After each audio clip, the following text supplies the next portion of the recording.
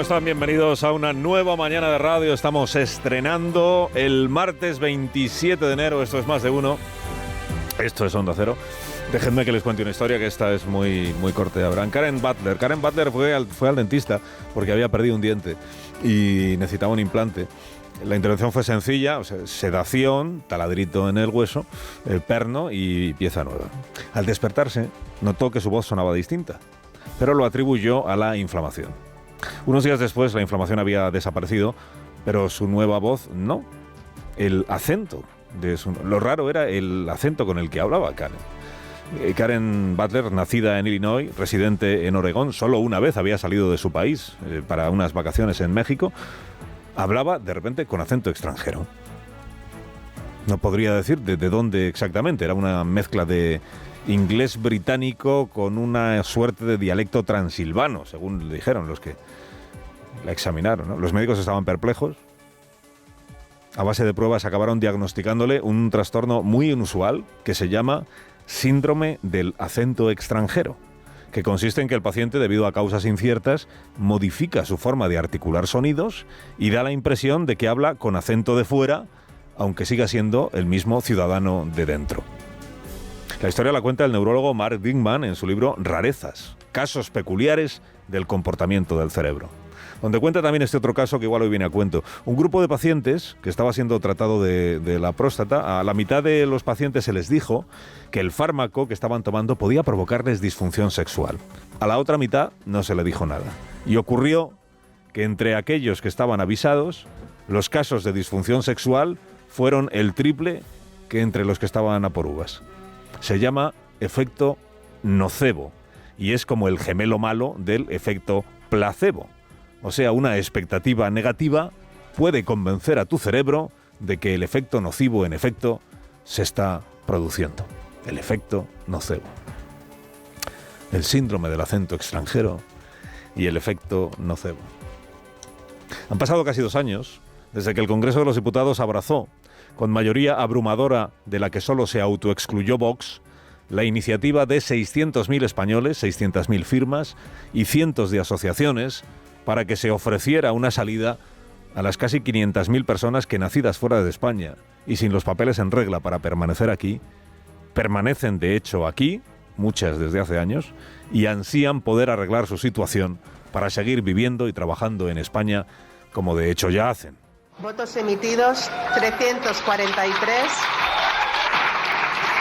Decía que votos emitidos 343, votos a favor 310, votos en contra 33, abstenciones ninguna. En consecuencia, queda aprobada dicha toma en consideración de la proposición de ley. Esta iniciativa legislativa popular fue abrazada por todos los grupos menos Vox. Se escucharon aquel día discursos muy convincentes en el Congreso que admitían que el Parlamento, los diputados, tenían que dar respuesta, reformando la ley, a esta situación en la que están cientos de miles de personas en España. No son personas que vayan a venir irregularmente a España, son personas que ya están aquí, como subrayó Borja Semper del PP. Los que están trabajando, los que vienen a emprender un proyecto de vida en España, será su realidad recogida por ese proyecto de ley. Esto es lo que está defendiendo el Partido Popular. Los que estén en nuestras circunstancias, ya sea con antecedentes penales o que vengan a este país a otras cosas, pues evidentemente no deberán de ser recogidos, pero parece de sentido común. Porque el Partido Popular dijo, adelante con la tramitación, hagamos entre todos una buena reforma legal, una buena ley. Lo mismo dijo el Partido Socialista, que llegó a esa votación arrastrando bastante los pies y urgido por las 600.000 firmas y por los grupos de la izquierda. Aquel día las asociaciones de inmigrantes celebraron la votación que se produjo en el Congreso. Dieron por hecho que la reforma legal, la nueva ley, llegaría. Y luego lo que llegó fue la realidad. Y la realidad fue que a golpe de propuestas, textos, negociaciones, enmiendas, no sé qué, que no llegaban a ningún sitio, de una manifiesta desidia del gobierno y del principal partido de la oposición, la iniciativa se fue dejando morir. Hubo algún intento de retomar el proyecto para alumbrar una reforma legal que pudiera tener el respaldo de todos los grupos menos Vox, pero esos intentos no prosperaron. Se dijo que si Junts y Podemos eran incompatibles, que si el PNV no quería mucha manga ancha con la inmigración, que si el PP recelaba de una regularización que fuera masiva, que si con las nuevas condiciones de arraigo y el nuevo reglamento que había aprobado el gobierno pues ya valía, que si regularizar era gasolina para Vox. O sea, los clásicos de una tramitación parlamentaria encallada. La sorpresa llegó ayer, cuando el gobierno cedió a Podemos, que no a Sumar, a Podemos, el anuncio de que hoy el Consejo de Ministros va a aprobar por su cuenta y riesgo la regularización extraordinaria por la vía del decreto y sin necesidad de pasar después por el Parlamento. Explican que para un decreto como este no se requiere de convalidación. El gobierno tiene potestad para hacer y deshacer en esta materia. Tampoco requiere de pactar previamente con nadie, por tanto tampoco requería de un pacto previo con Podemos ni con nadie, lo que hace pues poco meritorio intuir que con Yone Belarra lo que se han negociado son otras cosas y que se le ha permitido a Podemos, es verdad, que se cuelgue la medalla de esta regularización. Si es quien más ha insistido Podemos, pues oye, bien por Podemos. Que de fondo está el asunto de reconstruir el bloque de la investidura, ¿no? Podemos, vuelve al redil.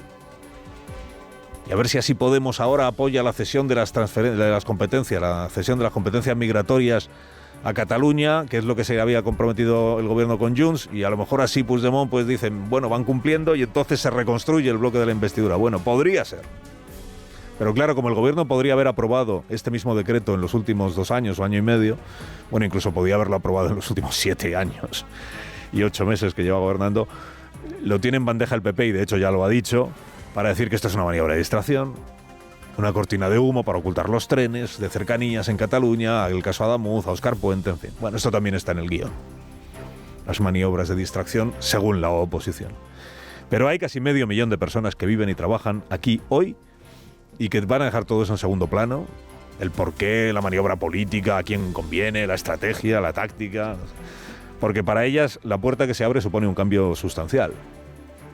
No de condiciones económicas, porque seguirán sin tener la vida resuelta, la mayoría de ellas, pero sí de condiciones legales. La diferencia entre la tranquilidad de tener tus papeles en regla y la intranquilidad de temer que cualquier día te puedan deportar. Porque es un hecho que el gobierno que hay ahora no va a deportar. Nunca se planteó deportar a los irregulares que hay en España. Tampoco lo hizo el gobierno anterior.